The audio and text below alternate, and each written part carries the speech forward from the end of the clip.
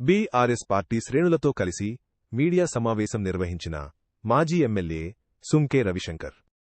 కరీంనగర్ జిల్లా గంగాధర మండలం మధురానగర్ కేంద్రంలో భారాస పార్టీ శ్రేణులతో కలిసి మాజీ ఎమ్మెల్యే సుంకే రవిశంకర్ మీడియా సమావేశాన్ని ఏర్పాటు చేశారు.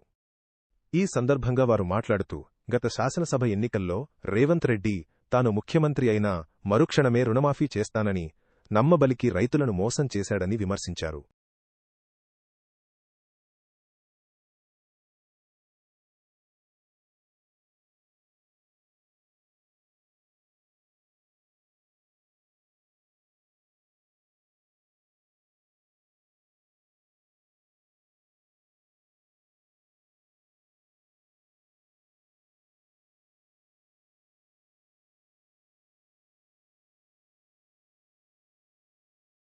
సన్యాసి అన్నాడు.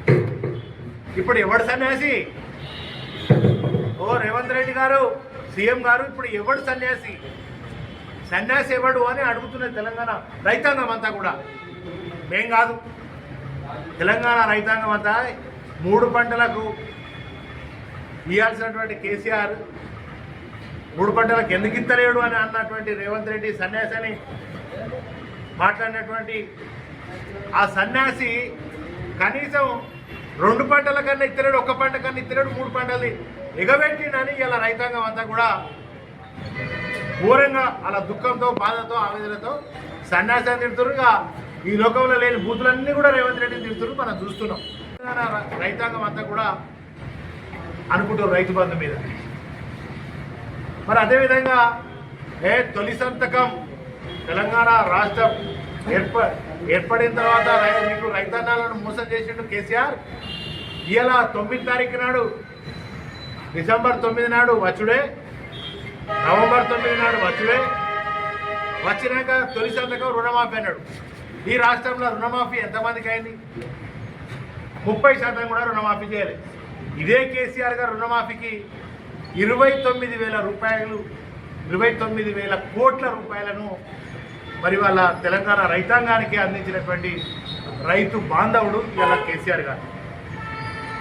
దేశ చరిత్రలో, ప్రపంచ చరిత్రలో దేశానికి అన్నం పెట్టే రైతన్న చచ్చిపోతే ఒక్క రూపాయి కూడా ఈ ప్రపంచంలో, ఈ దేశంలో ఏ ప్రభుత్వం కూడా ఇయ్యదు. కానీ ఇవాళ మరి కేసీఆర్ గారి నాయకత్వంలో రైతు బీమా, రైతన్న ఏ కారణం చేత చనిపోయినా కూడా 5 లక్షల బీమా ఇచ్చినటువంటి ఈ ప్రపంచంలోనే ఏకైక ముఖ్యమంత్రి కల్వకుంట్ల చంద్రశేఖరరావు గారు అని చెప్పి మేము గర్వంగా చెప్పుకోగలుగుతున్నాం. రైతన్న కూడా ఆనాడు అంత హ్యాపీగా ఉన్నాడు. ఇట్లా చనిపోతే దశదిన కర్మ జరిగే లోపు 5 లక్షల రూపాయలు ఈ రాష్ట్ర ప్రభుత్వం, కేసీఆర్ గారి ప్రభుత్వం ఇచ్చింది. 6,800 కోట్ల రూపాయలను ఇవాళ వాళ్ళ ఖాతాలలో నేనే కూడా రాష్ట్రంలో అనేక మంది ఎమ్మెల్యేలు కూడా స్వయంగా పోయి ఇచ్చినటువంటి పరిస్థితి ఆనాడు. మరి ఇవాళ రైతు బీమా పరిస్థితి ఏమైపోయింది? ఇవాళ రైతు బీమా ఎగ్గొట్టేసి, ఇప్పుడు రైతు బీమాకు మంగళం బాగాడు. ఇవి ఎవరి ఖాతాలకు పోతున్నాయి? మరి రేవంత్ రెడ్డి ఖాతాలకు పోతున్నాయి రైతు బీమా. రేవంత్ రెడ్డి ఖాతా నుంచి ఏడికి పోతున్నాయి సంచులు? ఢిల్లీ రాహుల్ గాంధీ ఖాతాలకు పోతున్నాయి. రైతు బీమా ఎగ్గొట్టాడు, ధాన్యం కొనుగోలు లేదు. ఇక ఇవన్నీ కూడా